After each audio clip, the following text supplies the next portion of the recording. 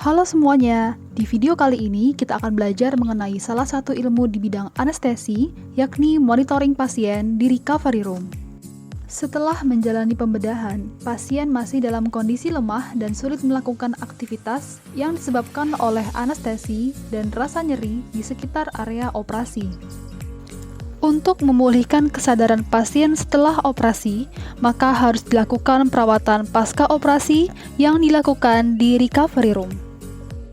Post Anesthesia Care Unit atau yang biasa disebut dengan ruang pemulihan atau recovery room merupakan area yang memberikan perawatan pasca anestesi dan mengawasi serta mengelola pasien yang baru saja menjalani operasi sampai keadaan umum pasien stabil.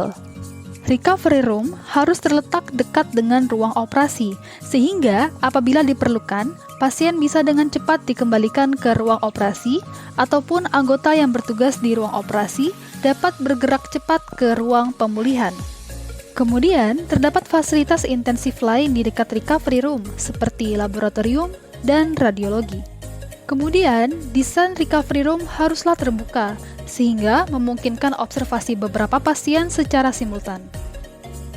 Terdapat 5 standar perawatan post-anestesi menurut American Society of Anesthesiologists atau ASA. Yang pertama, semua pasien yang menerima anestesi umum, regional, atau anestesi yang termonitor harus menerima manajemen post-anestesi yang sesuai.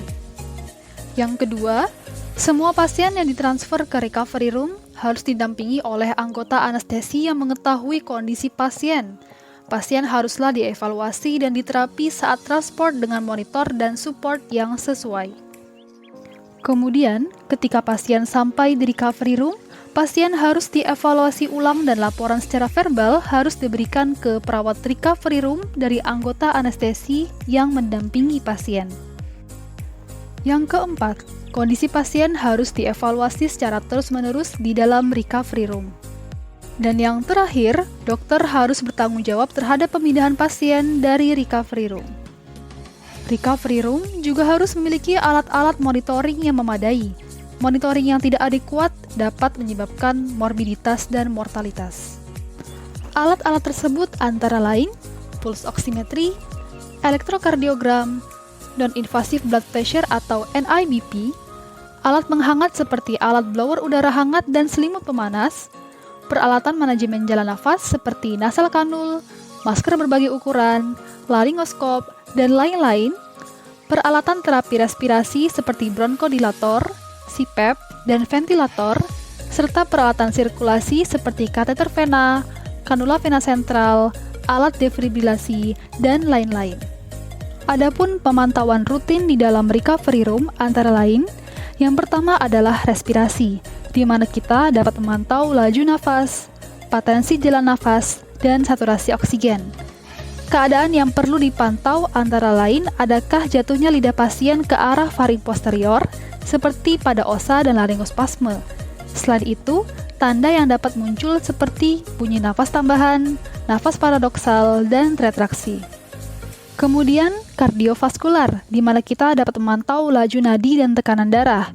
Adapun komplikasi dari sistem kardiovaskular yang patut kita pantau yaitu berupa hipotensi, hipertensi, bradikardi, takikardi, dan aritmia.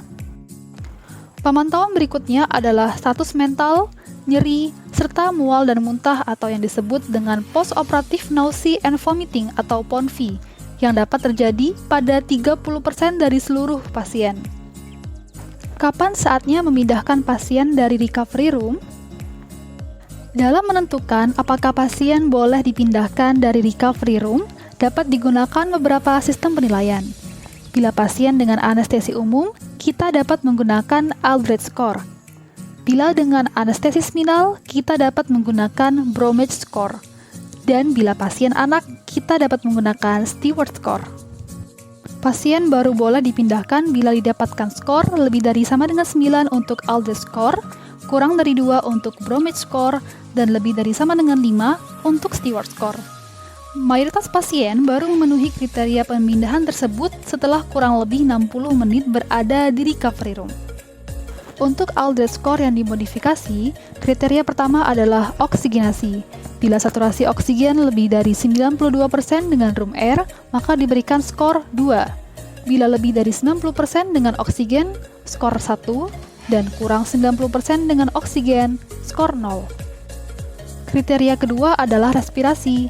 Bila pasien dapat bernafas dalam dan batuk dengan bebas, maka skor 2.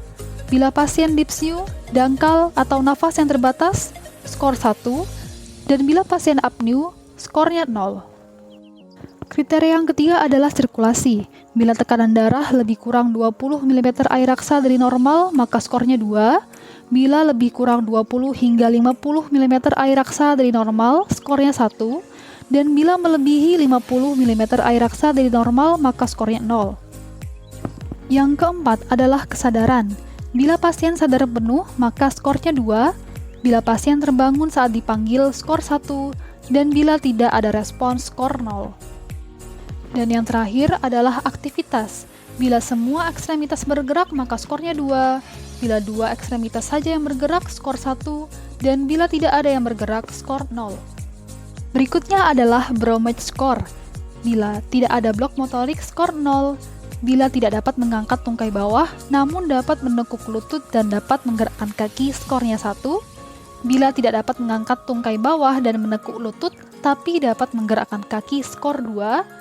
Dan bila tidak dapat menggerakkan kaki, skornya 3. Yang berikutnya adalah Steward score. Kategori pertama adalah kesadaran. Bila pasien bangun, skor 2. Bila respon terhadap rangsang, skor 1. Dan bila tidak ada respon, skornya 0. Kemudian kategori berikutnya adalah pernafasan. Bila pasien dapat batuk atau menangis, skornya 2.